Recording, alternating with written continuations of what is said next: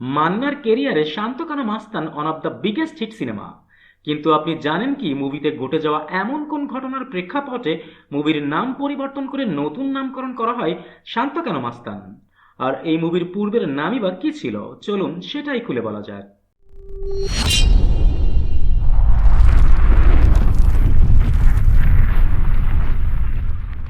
1998 সালের মার্চ মাসে fight director Arman প্রথমবারের মতো প্রযোজনায় নাম লেখান এবং তার এই মুভির পরিচালনার দায়িত্ব দেন তখনকার বাজারকাট্টি পরিচালক মন্তাজুর রহমান আকবরকে।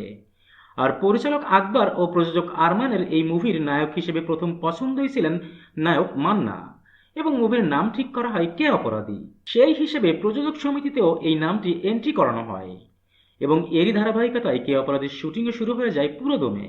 পরিচালক আকবরের পরিচালনার একটা বিশেষ বৈশিষ্ট্য হলো তিনি মুভির শুটিং বিপরীত দিক থেকে, অর্থাৎ শেষ সিকুয়েন্স থেকে শুরু করে প্রথমের দিকে আসেন, আর এভাবে এগিয়ে চলতে থাকে মুভির শুটিং এবং এক পর্যায়ে 80% কাজ শেষও হয়ে যায় এবং এর মাঝে মুভির গানগুলোও শেষ করা হয়।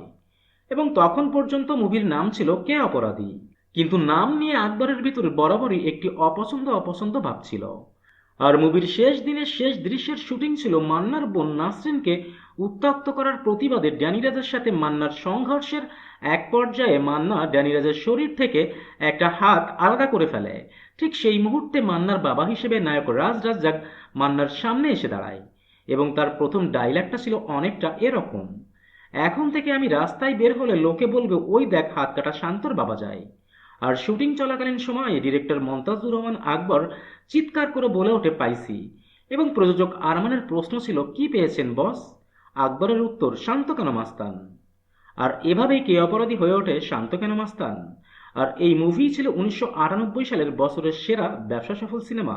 That's it for today. আবারও দেখা হবে নতুন কোনো ভিডিওতে, নতুন কোনো মুভির নতুন কোনো গসিপ নিয়ে। Till then tata and bye bye. আর হ্যাঁ, please subscribe, comments and share করতে ভুলবেন না কিন্তু।